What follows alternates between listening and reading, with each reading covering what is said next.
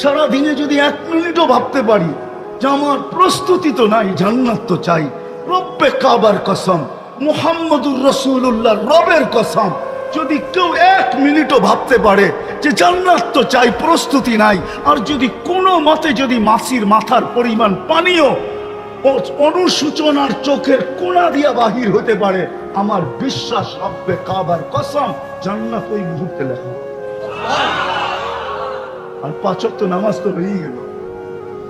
এই জন্য এক হাদিসে আছে, জান্নাতে একবার আলো উঠবে, আলো, সূর্যের আলোকে হার মানায় দিবে। জান্নাতি তাকাবে তো এক হুর হাসতেছে আর বলতেছে তাহারি লেগে আমার দিকে, তা পাও বাড়াবে যাওয়ার জন্য, তো দেখবে এর চেয়ে বড় আলো, তো দেখবে এর উপরে আরেকটা হাসতেছে আর বলতেছে উতরু খা বা তাহারি লেগে, আমারে বাদ দে, আমার কাছে আয়, আমি ওর চেয়ে সুন্দরী। তারপরে যেটা উঠবে পুরো জান্নাত আলোকিত হবে, দেখবে দুনিয়ার স্ত্রী রানী সবার উপরে দাঁড়ায় হাসতেছে আর বলতেছে হুরদের থেকে 1 লক্ষ গুণ রূপ আল্লাহ আমাকে বেশি দিছে, তাহারি লাইয়া আমার কাছে আয়, হাত বাড়াবে আর টান দিয়ে উঠায় নিজের কাছে নিয়ে যাবে। রাখছে আল্লাহ বানায় ওই জান্নাত। আশা তো আছে, কিন্তু প্রস্তুতি কত? হায় হায় হায়, সাহাবা শুধু পাগল হয়। ওই সমাজের আবু বকরও পাগল ছিল জান্নাতের জন্য, উমরও ছিল, সব জান্নাতের জন্য দেওয়ানা ছিল। শুধু বৃদ্ধ ছিল না, যুবকরাও দেওয়ানা ছিল। যুবক ছিল না, শুধু পুরুষ ছিল না, নারীও দেওয়ানা ছিল, বাচ্চাও দেওয়ানা ছিল। নাইলে 2 পারের উপরে বর করে দাঁড়াবে তো দাঁড়াবে কেন? ওর দিলের ভিতরে কিচ্ছু ছিল না, ওর দিলের ভিতরে ছিল জান্নাতের শখ। ছোট বাচ্চা পায়ের উপরে বড় করে বড় হয়ে আল্লাহ রসুলের চোখে ফাঁকি দিতে চাইতেছে। আল্লাহ রসুল বলছে আমার চোখে ফাঁকি দেওয়া সম্ভব না, আমি তো সামনে যেরকম দেখি পিছু এরকম দেখি, ডাইনে যেরকম দেখি বামে ওরকম দেখি। ওলামাদেরকে জিজ্ঞেস করেন, আল্লাহ রসুল এরকমই দেখতেন, আমার চোখে ফাঁকি দিবে কিভাবে? তো বলছে ইয়া রসুল আল্লাহ, এই পর্বে তো টিকলাম না, যুক্তি আরেকটাও আছে। বলছে সেটা কি? আমার বড় বাচ্চা আমি শক্তিশালী বেশি, ওকে যখন গ্রহণ করছেন আমাকে কেন গ্রহণ করবেন না? জান্নাতের শখ তো আমার দিলের ভিতরেও আছে। নবীজি নিজের থেকে গ্রহণ করেন নাই, উপর থেকে মনে হয় সিগন্যাল আসছে, বন্ধু একটু পরীক্ষা নিয়ে দেখেন না। কি করে দেখি না? আপনিও দেখেন আমিও দেখি। তো আল্লাহ রসুল বলছে লাগো দেখি মূল্যযুদ্ধ 2 ভাই। তো ছোট ভাই বড় ভাইয়ের গালায় ধরে কানে কানে বলে দিছে জান্নাত তোর হয়ে গেছে, আমার হইলে তোর অসুবিধা কি? 1 মার জায়গার থেকেই তো আমরা দুধ পান করছি, গাদ্দারি আজকে আমার সাথে করিস না, আমি ধরবো তুই পড়া যাবি। ছোট ভাই বড় ভাইকে আশ্রাইতেছে আর আল্লাহ রসুল ওয়াহ ওয়াহ করতেছে। আল্লাহ রসুলও খুশি হইতেছিলেন, আমার মন বলে আল্লাহ মনে হয় আসতেছিলেন। আমরা তো জান্নাত চাই, জান্নাত তো খোলার জন্য এতটুকু সময় যথেষ্ট না। যুবক সব রাখা আছে, যদি 70 বার কাপড় চেঞ্জ করবে, পড়াবে আল্লাহ, খোলাবে আল্লাহ, পড়তে হবে না। সারাদিন কাম করে আইসা ঘামে ভিজা থাইকা গেঞ্জিটা খুলতে অনেক সময় কষ্ট হয়ে যায়। ছেলে পেলেকে ডাকে, বাবা একটু গেঞ্জিটা খুলে দে না, হাতটা ব্যথা হয়ে গেছে, ঠিক না? হ্যাঁ, আল্লাহ পড়াবেও আল্লাহ, খোলাবেও আল্লাহ, পড়ারও কষ্ট দিবে না, খোলারও কষ্ট দিবে। আল্লাহ বানায় রেখা দিছে, মেসেজ পাঠাবে, ভিডিও মেসেজ সব সহ, সামনাসামনি কথা হবে, অথচ বহুত দূরে কথা হবে। তাল ইলাইয়া আয় না, দেখ না আল্লাহ কি বানায় রেখা দিছে তোর লেগা। তখন আর ওইখানে বাইক থাকবে না যে বাইকে চড়বে আর উড়াল দিবে, ওইখানে সুপার বাইক রাখা আছে। ইন্না ফিল জান্নাতি লাখাইরা, জান্নাতের ভিতরে ঘোড়া রাখা আছে। মিন ইয়াকুতাতিন হামরা, লাল টকটকে ইয়াকুত পাথর দিয়ে আল্লাহ বানাইছেন। লাহু আজনিহাতান, 2টা ডানা থাকবে। ইয়ারকাবুর রাকিব ওয়া ইউসিরু হাইসু ইয়াশা, চড়বে আর চোখের পলকে উড়া যায় নামবে। আর বলবে নাম কি? কোরআন মনে হয় পড়া আসিস নাই, লাদাইনা মাসিদ, আমার নাম মাসিদ। আল্লাহ তোর জন্য বানায় রেখা দিছে। তুই দুনিয়ায় বৎসরে একবার 14 তারিখের অপেক্ষা করতি, এইখানে তো ঘন্টায় ঘন্টায় তুই তোর জন্য আমরা অপেক্ষা করি। আল্লাহ বানায় রেখা দিছে তোর জন্য, এই জন্য তোকে ডাইকা নিয়ে আসলাম। মহিলা আলাদা বাজারে, পুরুষ আলাদা যাবে। মহিলা চেঞ্জ হইতে চাইলে চেঞ্জ হয়ে যাবে চেহারা, পুরুষ চেঞ্জ হয়ে যাবে। আপনি যদি প্রশ্ন করেন যে উনিও চেঞ্জ হলো আমিও চেঞ্জ হইলাম, একজন আরেকজনের চিনব কি করে? কে কাঠটা হাতে ধরে নিয়ে যাবে, ঠিক না? হ্যাঁ, এই জন্যই তো দুনিয়া আল্লাহ ব্লুটুথ দিছে, শেয়ার হিট দিছে। ওদিকে চেঞ্জ হবে, ছবি আমার কাছে চলে আসবে, আমি চেঞ্জ হব, ছবি ওনার কাছে চলে যাবে। বাহির হইয়া দুইজনের আঙ্গুল ধরে চলে যাবে। জান্নাতে আড্ডা হবে, আড্ডা। এখন তো বেশি তাকাইলে জুতা দেখায়, ঠিক না? প্রতি শুক্রবারে চেহারা চেঞ্জ হবে। ছবির বাজারে ঢুকবে, ছবির নিচে লেখা থাকবে তোমার পছন্দ হইলে আমি তোমার ভিতরে স্থানান্তর হইতে পারি। যেই চেহারা চেঞ্জ পছন্দ করবে ওরকম হয়ে যাবে। এখন যদি পুরুষ বলে মহিলা আলাদা, পুরুষ আলাদা বাজারে ঢুকবে, দুইজন একসাথে না। যা ঘুরার এইখানেই ঘুরা নেন, ওইখানে ঘুরতে পারবেন না। মনে হয় বুঝাইতে পারি না। ওই জান্নাত মা তাস্তাহি, যা চাবে তা নেই। ফালা তা'লামু নাফসুম মা উখফিয়া লাকুম মিন কুররাতি আয়ুনিন জাযাআম বিমা কানু ইয়ামালুন। জান্নাত যদি চাই তাহলে আজকে সর্বপ্রথম যেটা করতে হবে, অতীতের থেকে তওবা করতে হবে। পারবেন? হ্যাঁ, দুই হাত উঁচা করে কে কে তওবা করতে চান যে আল্লাহ আমি তওবা করলাম, তওবা, আল্লাহ আমি তওবা করলাম। বাকি বাকি আজকের থেকে ওয়াদা। ভাবি, চিন্তা করি, হতে পারে চিন্তা আমার চোখে পানি নিয়ে আসবে। অনেক চিন্তা মানুষের চোখে পানি নিয়ে আসে।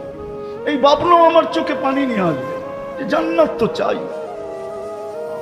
এই জন্য মেরে দোস্ত, সময়কে জিন্দেগিতে সুরক্ষিত করার জন্য আল্লাহ আমল দিছে, আমল দিছে। ফজর পড়লাম আর জোহর পড়লাম, হাদিসে আছে মধ্যবর্তী সময় সুরক্ষিত হয়ে গেছে। আসর পড়লাম, মধ্যবর্তী সময় সুরক্ষিত হয়ে গেছে। মাগরিব পড়লাম, মধ্যবর্তী সময় সুরক্ষিত হয়ে গেছে। ফজর আবার পড়লাম, পুরা রাত্র সুরক্ষিত হয়ে গেছে। 24 ঘন্টা সুরক্ষিত হয়ে গেছে। দিনকে, জীবনকে সুরক্ষিত করার জন্য আমল দিছেন। আমল সকালে আছে, দুপুরে আছে, বিকালে আছে, সন্ধ্যায় আছে, রাত্রে আছে। আমল দিছেন, আমল দিছেন, অভ্যাস দিছেন। অভ্যাস, অভ্যাস করো নিজেকে, রটতে রটতে অভ্যাস করো। যতক্ষণ সজাগ থাকবে ততক্ষণ কোনো না কোনো জিকির যেন তোমার মুখে থাকে। জিকির করো, জিকির। আবার বলেও দিছে আনা মা মান যাকারানি, তুমি জিকির করে বলতে পারো মনে মনে আল্লাহ আমার সাথেই আছে। কেননা আল্লাহ বলছে আনা মা মান যাকারানি, যে আমাকে স্মরণ করবে আমি তার সাথে হয়ে যাই। শুধু সাথে হয়ে যাই না, আমিও তার নাম জপতে থাকি। ইন যাকারানি ফি নাফসি যাকারতুহু ফি নাফসি, মনে মনে ডাকলে আমিও মনে মনে ডাকতে থাকি। ইন যাকারানি ফি মালাইন, যদি কোনো মজলিসে আলোচনা করতে থাকে, ডাকতে থাকে, তো আমরাও মজলিসের ভিতরে আলোচনা করতে থাকি। তাইলে আমরা এখন বলতে পারি বুকে হাত দিয়ে আমাদের আলোচনা এখন উপরে হইতেছে, আমাদের আলোচনা উপরে হইতেছে। ওই ফেরেশতা যারা মুকাররবিন, ওই গ্রুপের ফেরেশতা মুকাররবিন, এরা, এদের কাছে 70 বছর যখন হয়, 70 বছর যখন হয়, তা আল্লাহ লেখা দেয়, ফাইলের উপরে লেখা হয়ে যায় আহাব্বাল্লাহু ইলাইহিল ইনাবা, এই ব্যক্তির প্রত্যাবর্তনের আকাঙ্ক্ষী আল্লাহ, ভালোবাসেন আল্লাহ, আল্লাহ একে কাছে পাইতে চায়। যার ফাইলে লেখা থাকবে আল্লাহ কাছে পাইতে চায়, ওর আবার চিন্তা কি? 80 বছর যখন হয় তো ফাইলে লেখা থাকে লাম ইউক্তাব যামবু, এর গুনাহ লেখা হয় না। এই মজলিসই সবাইকে আল্লাহওয়ালা বানায় দিতে পারে। কেননা আলোচনা, বড় মানুষ তো বড়ই হয়, ঠিক না? আল্লাহ তো আল্লাহ। এই জন্য হাদিসে আছে, হাদিসে আছে, হাদিসে আছে, যার সাথে আল্লাহ কথা বলবে তাকে আল্লাহ কোনোদিন শাস্তি দিবে না। যার কর্মে আল্লাহ হাসবে তাকে কোনোদিন শাস্তি দিবে না। এই জন্য কোরআনে দেখবেন কাফেরদেরকে আল্লাহ ডাইরেক্ট সম্বোধন করেন নাই, একটু ঘুরায়া করছেন, একটু একটু একটু যখন 90 বছর হয় তখন ফাইলের উপরে লেখা দেয় আসিরুল্লাহ গফারাল্লাহু মিন যামবিহি মা তাকাদ্দাম ওয়া মা তাআখার। আল্লাহর কয়েদি জমিনে আছে বটে, কিন্তু আগে পিছের গুনাহ মাফ। তাহলে ইসলাম বয়সের এত দাম দিতেন না, কত দাম দিছে। আসেন আমরা শিখি, আজকে ভাবি যে আমার জীবনটাকে আমি কিভাবে সুরক্ষিত করব। এটার জন্য আমল দিছেন। যদিও কইব আইয়ুহাল কাফিরুন তো আছে, কিন্তু আগে দিয়া বলছে কুলিয়া আইয়ুহাল কাফিরুন। বন্ধু আপনি বলেন, আমি ডাইরেক্ট বলবো না। বন্ধু আপনি বলেন, আমি ডাইরেক্ট কেন, আমি বলতে গেলেই বেনিফিট দিতে হবে। আমি ডাইরেক্ট বলবো না, আপনি বলেন। আপনি হ্যাঁ, দুনো জায়গায় বাশির বলছে, বাশিরিল কাফিরিনা, আবার বাশিরিল মুমিনিনা, ঘুরায় বলছে। কিন্তু কোরআনে যত জায়গায় দেখবেন মুমিন মুসলমানকে ডাইরেক্ট ইঙ্গিত করছে, ইয়া আইয়ুহাল্লাযীনা আমানু, ও ঈমানওয়ালারা। ডাইরেক্ট করার মানে কি, বেনিফিট দিয়া দিছে, যে মুখ যখন লাগায় ফেলছি তো আর তোমাদেরকে দূরে সরাবো, তো সরাবো কি করে, তো কাছেই টানে। নাহলে হাদিস কেন আসতো? আল্লাহ রাসূল বলছে, আমার উম্মত যদি জানতো ফজরে আর আসরে কি রাখা আছে, তাহলে কখনো ছাড়তো না। বলছে ফজরে আর আসরে কি রাখা আছে? ফজর আর আসরে আছে কি? বলছে ফজরে যারা শরীক হয় ফেরেশতারা, হায় হায় ওদের সেলফি তুলে হয়ে যায়। আমি সেলফি বললাম আর কি, কেউ আবার আঙ্গুলে উঠাইতে পারে, কিন্তু বুঝার জন্য বললাম আর কি। কেননা ফেরেশতাদের সাথে ওদের সাক্ষাৎ হয়, ফেরেশতারা ওদের সাক্ষী নিয়ে আল্লাহর কাছে চলে যায়। আল্লাহ জিজ্ঞাসা করে, ফজরে যে গেলা কিরকম পাইলা? আল্লাহ সব নামাজে ছিল, এরা নামাজে ছিল, এই যে দেখেন এরা সব নামাজে। আছরে যে রাইখা আসলা কেমন পাইলা? আল্লাহ সব নামাজে, এই যে এই যে এই যে এই যে এই যে এই যে সব নামাজে ছিল। আল্লাহ বলে পুরা বেলাটা নামাজ লেখা রাখ। লম্বা হাদিসকে শর্ট করতেছি, ভাই কি চায়? কার কি চাইবো? জান্নাত। আর কি চাইবো? আপনারা চাই। আল্লাহ বলে যা চায় সাক্ষী থাকো, দিয়া দিলাম। আবার এক হাদিসে বলছে, আমার উম্মত যদি জানতো এশার ফজরে কি রাখা আছে, তাহলে হামাগুড়ি দিয়া হলো এই 2 ওয়াক্তে আসতো। মরতে দেরি, ফেরেশতা ধ্বনি দিতে দেরি করবে না। ফেরেশতা বলবে ইনকাতাতি যাহাবাতিল আমওয়াল, সব সম্পর্ক তোমার ছিন্ন।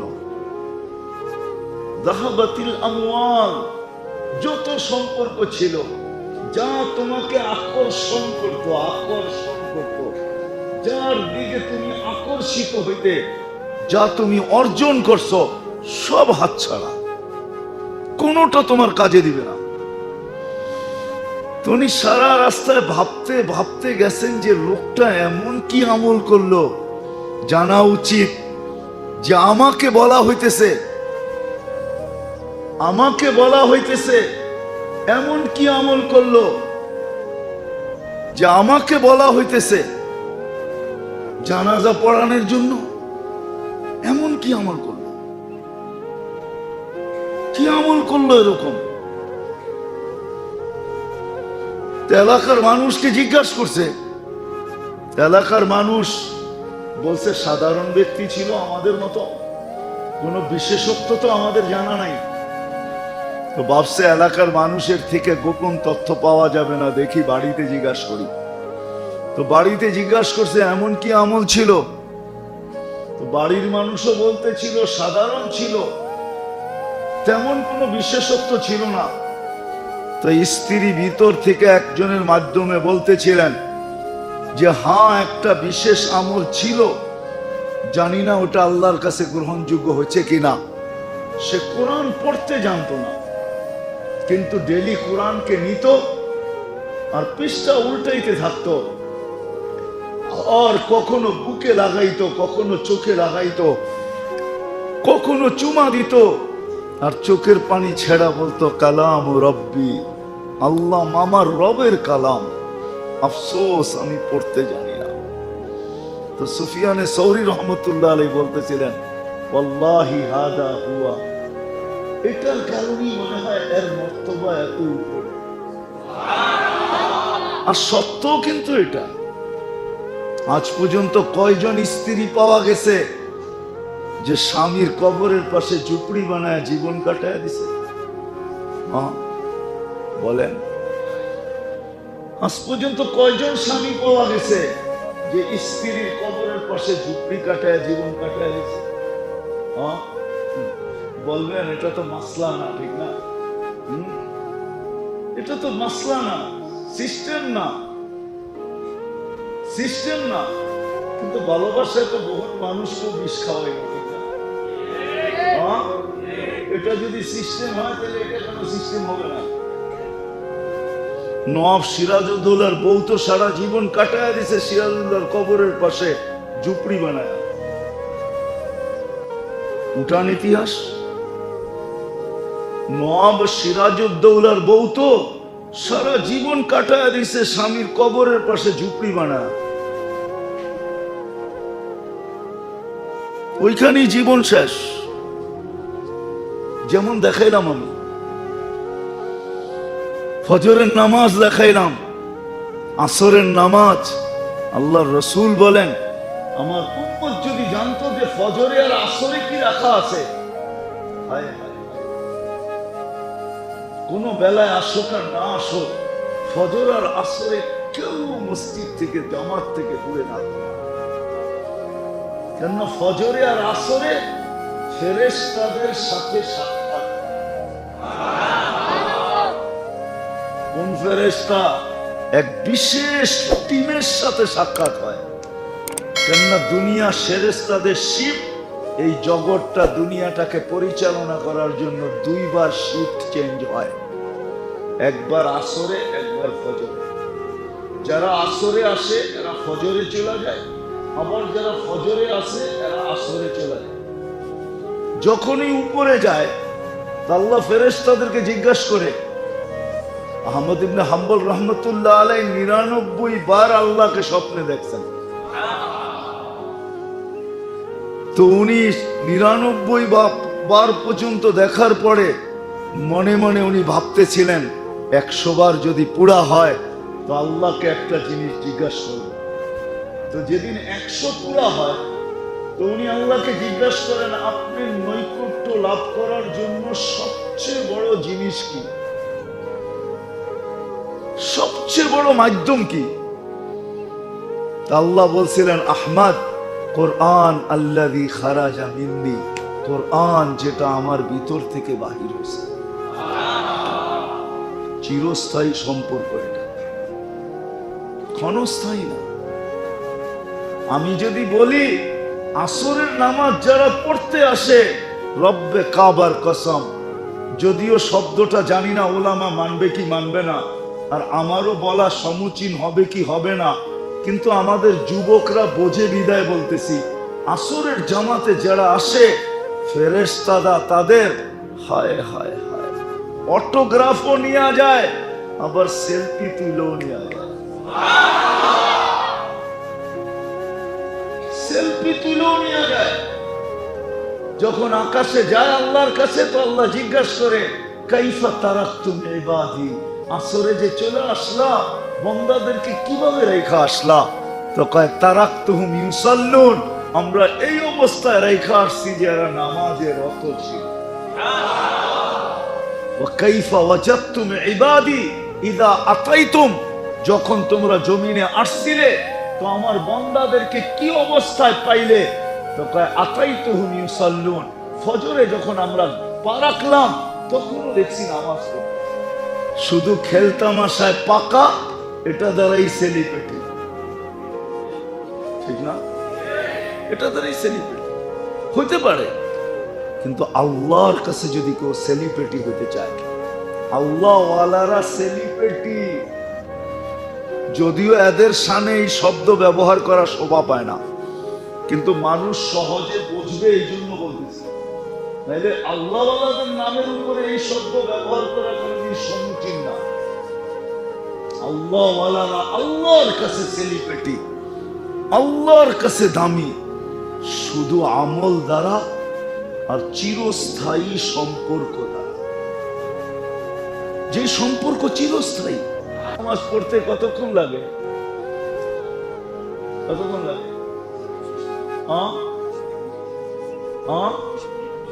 আচ্ছা, আধা ঘন্টা ধরলাম, ঠিক না? ইমাম সাহেব 20 মিনিট 15 মিনিট নিল, 10 মিনিট নিল বা 15 মিনিট নিল, আমরা সুন্নত বেতের পড়তে 15 মিনিট লাগাইলাম, তাহলে টোটাল কত? আপনাকে কি আধা ঘন্টার সওয়াব দেওয়া হয়? কতক্ষণ দেওয়া হয়? কতক্ষণ? আধা রাত্রের সওয়াব লেখা হয়। ফজর পড়লে বাকিটা যোগ করা হয়। আর যদি ফজর না পড়তে পারে, এর ভিতরেই উঠা চলে যায়, আল্লাহ উঠায় নেন, তো তাকে ইবাদতের ভিতরে গণ্য করা উঠানো হয়। দেশে ইবাদতের ভিতরে ছিল, কিসের ভিতরে? আমরা ইবাদতের ভিতর থেকে উঠে নিয়ে আসছি। বলেন, যাকে ইবাদতের ভিতর থেকে উঠায় নেওয়া হয় তাকে কোথায় রাখা হয়? কোথায়? সত্য তো? একমত তো? তাহলে বলেন, শুধু এতটুকুই না, এতটুকুই না। আজকে আফসোস, আজকে আফসোস তো এটাই আমার, যে আমরা সম্পর্কে বড় লালায়িত। দুনিয়ার বড় বড় ব্যক্তিত্বের সাথে সম্পর্কের জন্য আমরা বড় লালায়িত, সেলফির জন্য বড় লালায়িত, সম্পর্কের জন্য বড় লালায়িত। পিছনে ঘুরতে থাকে, না জানি কত জুতা ক্ষয় হইতে থাকে। দুনিয়ার ব্যক্তিত্বদের পিছনে ঘুরা সম্পর্ক গড়া, এটা কতক্ষণ? ক্ষণস্থায়ী। যতই সম্পর্ক গড়ি না কেন, সত্য তো এটাই, ফেরেশতার কথাই তো সত্য।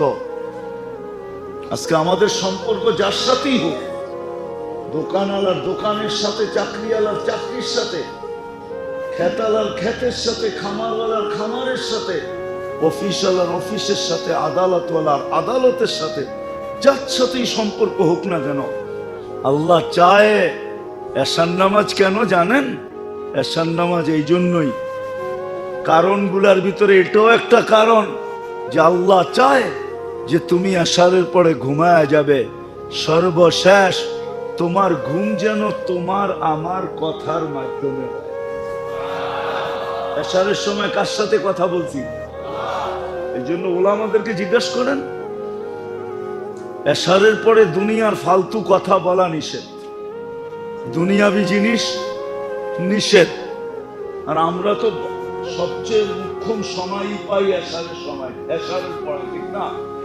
কি আমরা তো মুখ্যম সময়ই পাই এশারের পরে, ঠিক না? কেমনে বুঝলেন?